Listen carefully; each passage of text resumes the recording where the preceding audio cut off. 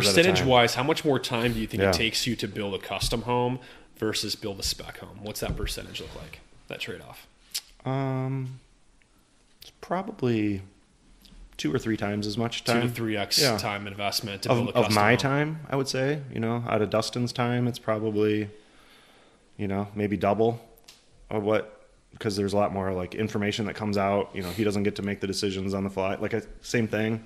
And then in the office wise, probably 2 or 3 times as much on the custom side, especially dealing with like bank loans and construction loans. That's pretty time consuming compared to, when we're working with a private investor or something like that. So how do you view the trade-offs between those? Because on one hand, with the custom build, it's going to take 2 to 3x your time investment on those, but there's no capital exposure, there's no risk. You just get to manage the client relationship, and then charge a build or a management fee on that build over 2 years.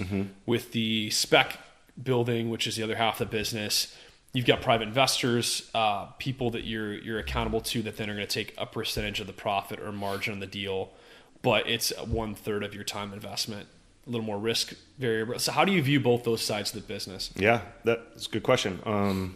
And you probably almost just answered it perfectly. Is, with the customer, it would be awesome just to build specs all the time, never have to deal with customer. That would be like the dream build job all the time, right?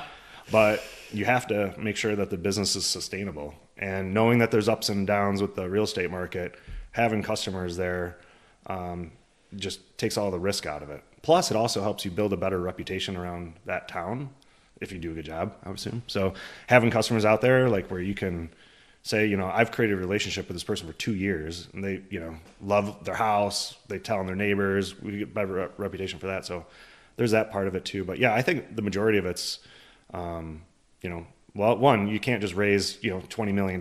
So that's another reason too. You just don't have enough capital to build only specs.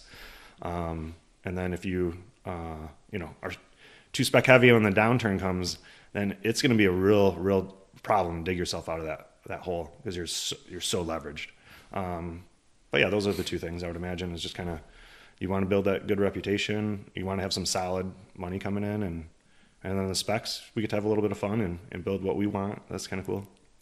So it sounds like the way you've divided the business, it's a balance between, the upside and the ROI in your time, and then also having some security and reputation in the client build, so that as the market changes come, you guys will be able to survive or navigate those regardless of what happens. Yeah. It also keeps us like up to speed on like what people want, like if you're talking to a family with 2.5 kids and a dog, or you're designing a house for what you think a family and 2.5 kids and a dog are going to need, like you learn a lot by like hearing new trends that are out there with the customers, and whatever they want in their house, like what the new things are that they see, and we get to learn a lot through that too. So that keeps us, like, our specs are more relevant and stuff, because we build for a lot of customers too.